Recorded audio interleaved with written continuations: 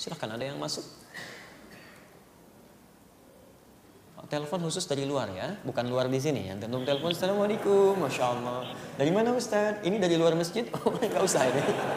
Tulis saja ke sini sampaikan. Silakan, assalamualaikum. Waalaikumsalam warahmatullahi Baik, assalamualaikum. Iya, dari variasi Gorontalo. Baik, dari Gorontalo, silakan Ibu. Kenapa sholat zuhur dengan asar itu dia disirkan, Baik. tidak dijaharkan? Baik, ada pertanyaan kenapa sholat zuhur dan sholat asar itu disirkan? Sebetulnya sederhana jawaban ini, karena memang nabinya contohkan begitu. Kalau nabinya contohkan dijaharkan, ya kita jaharkan, gitu kan?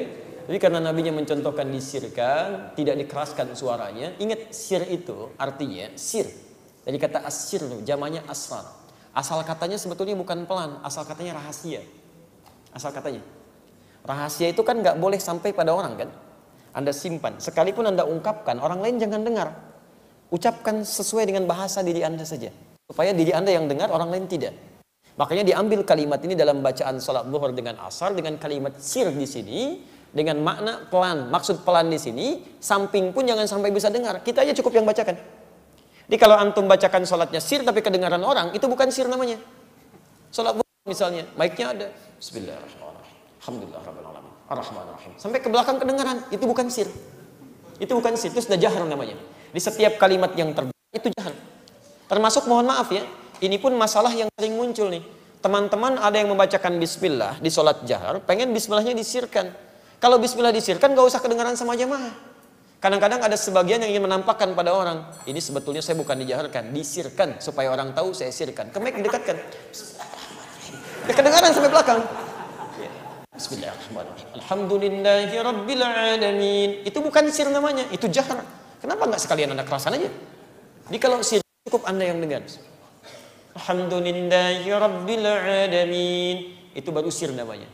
Tapi kalau Anda kemudian kecilkan tapi sengaja diperdengarkan pada orang, kadang pernah kami dengar yang seperti itu. Jadi mengimami di depan, dia ingin tunjukkan saya pilih pendapat yang disirkan, cuma tanpa sadar dia jaharkan. Bismillahirrahmanirrahim. Alhamdulillahirabbil alamin. Itu jahar. Paham sampai sini? Tayyib. Tapi dari sisi hikmah itu ada pendekatan. Ada sisi hikmah. Kenapa zuhur dengan asar kemudian dijadikan sir, sedangkan maghrib, isya, kemudian subuh dijadikan dengan jahar? Ada sebagian ulama yang kemudian mencari, memahami dan menyimpulkan bahwa karena pada umumnya waktu siang itu sibuk dengan beraktivitas. Dalam hal keduniaan. Ada yang beraktivitas A, B, C dan sebagainya. Anda bayangkan dalam suasana beraktivitas, gitu kan? Kemudian menunaikan ibadah dalam keadaan dikeraskan, dijaharkan, tentu nanti akan ada situasi-situasi yang tidak menyenangkan. Imma pekerjaan orang lain menjadi terasa ada saut-sautan, atau sholat Anda pun misalnya bisa terganggu dengan jawaban-jawaban dari orang lain.